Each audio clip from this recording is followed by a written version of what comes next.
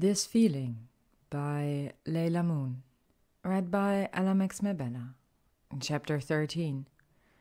October extinguished itself in a rush of howling winds and driving rain as November arrived. Cold as frozen iron, with hard frosts every morning and icy draughts. The skies and the ceiling of the great hall turned a pale, pearly grey as the temperature in the castle dropped so low that many students wore their thick protective dragonskin gloves in the corridors between lessons. The morning of the Gryffindor vs. Slytherin Quidditch match dawned bright and cold. The great hall was filling up fast when Hermione, Harry and Ron arrived, the students much louder and the mood more exuberant than usual. As they passed the Slytherin table, there was an upsurge of noise. Hermione glanced over and saw that the badges they wore had yet again been charmed. This time they looked like little silver crowns. For some reason, many of them waved at Ron, laughing uproariously. She tried to catch Draco's eye, but he wasn't looking at her. She wasn't sure if it was intentional or not. The two boys were met with a rousing welcome at the Gryffindor table. However, far from raising Ron's spirit, the cheers seemed to sap the last of his morale. He collapsed onto the nearest bench, looking as though he was facing his final meal. "I must have been mental to do this," he lamented. "Mental." "Don't be thick," said Harry firmly. "You're going to be fine. It's normal to be nervous." Hermione attempted to give Ron an encouraging smile, but she couldn't help glancing towards the Slytherins. They were planning something. She just couldn't tell what. When it became clear that he wasn't capable of eating anymore, Harry thought it best to head down to the changing rooms. As they rose, Hermione got up too. "Good luck, Ron," she said, standing on tiptoe and kissing him on the cheek. "And you, Harry." It wasn't long before the great hall emptied, Hermione walking with Neville and Luna. The frosty grass crunched under their feet as they hurried down the sloping lawns towards the stadium. Her heart stopped when she saw Draco, and an unfamiliar heat rippled through her core. She'd seen him in his Quidditch uniform before, of course, but this was the first time since their relationship had begun changing. Madame Hooch placed a whistle in her mouth and blew. The balls were released and 14 players shot upwards. Hermione watched Harry and Draco fly higher into the air and take a wide lap off the pitch, gazing around for a glint of gold. After a few moments she heard singing rise loud and clear from the sea of emerald and silver in the Slytherin section of the stands. "Weasley cannot save a thing, he cannot block a single ring. That's why Slytherins all sing, Weasley is our king. Weasley was born in a bin, he always lets the quaffle in. Weasley will make sure we win, Weasley is our king." Watching Ron lose any shred of confidence he might have had was heartbreaking. Hermione was sorely tempted to hex Draco from his broomstick. She could hardly watch the rest of the match before it seemed to come to a sudden end. Harry had caught the snitch and Draco landed close behind him, white-faced with fury. Hermione wasn't sure what they were saying, but it didn't look good. And when Draco started openly laughing, she leapt up and ran down to the pitch. "But you like the Weasley, don't you, Potter?" said Draco, sneering.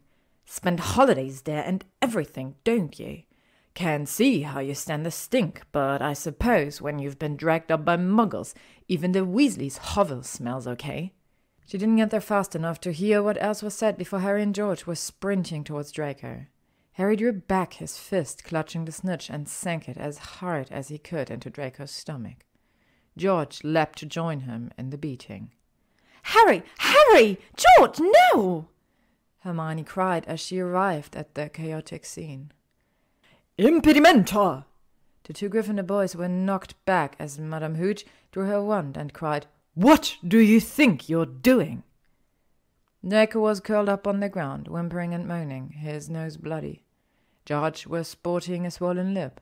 Fred was still being forcibly restrained by the chasers.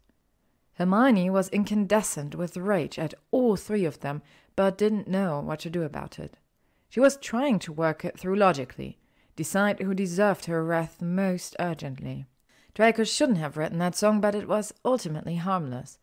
If the Gryffindors had created something similar about Marcus Flint, they'd all have found it hilarious. Draco had, however, said some truly awful things after the match. Equally, there was no excuse for Harry and George to attack him in the way they did, but they had been disciplined. To be completely removed from the Quidditch team was an enormous punishment for them. There was also the question of why Draco had been so vile. It didn't happen as often now, but she knew he still reverted to taunting others when attempting to mask his own painful emotions. Hermione sighed and rubbed her eyes tiredly.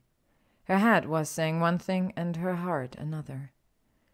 This was the first time she had felt truly torn between two of the most important people in her life. She eventually made the decision to go and see Draco. He was lying at the far end of the hospital wing, propped up on a number of pillows. The stone walls flickered dimly in the light of the floating candles. Hermione walked quietly over and pulled the curtain shut around them. She stood to the outside of the bed, arms folded across her chest. "Enjoy the song?" Draco smirked, not looking at her. "Turns out that anger really fuels my creativity." "Why were you angry?" "Take a wild guess, Granger." She took a step forward, trying to analyze his face and understand what was going on. "This isn't just about the defense group." "I don't know what you want me to say. I hate them, Potter and Weasley. I was pissed off that we'd lost the match, so I said some things I knew would hurt." He shrugged nonchalantly. "I'm a dick, remember?" It sounded stupid when he tried to say what was really going on inside his head. The words kept getting stuck in his throat. "Why am I always on the wrong side of things? Why do I always get hurt? Why do they get to be with you in public? Why do I lose everything I care about? When will I inevitably lose you?" "I'm not going to force you to talk to me, Draco." He caught her wrist gently with his fingers and pulled her towards him. "Will you lie next to me?" Hermione hesitated, then nodded slowly. She climbed onto the bed and lay facing him.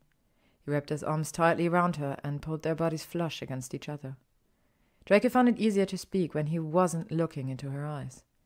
He continued to battle, feeling as though sharing emotions meant weakness. "I don't want to go back home for Christmas," he whispered.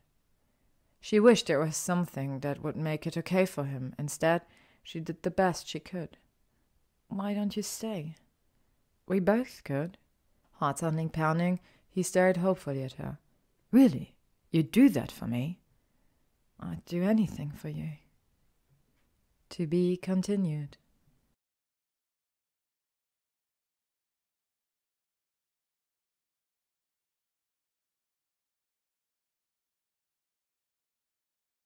Thank you for listening to today's chapter of This Feeling by LeilahMoon, read by LeilahMoon. If you would like to stay up to date on upcoming chapters and stories, you can follow me on YouTube, Spotify, AO3, Instagram, or Tumblr.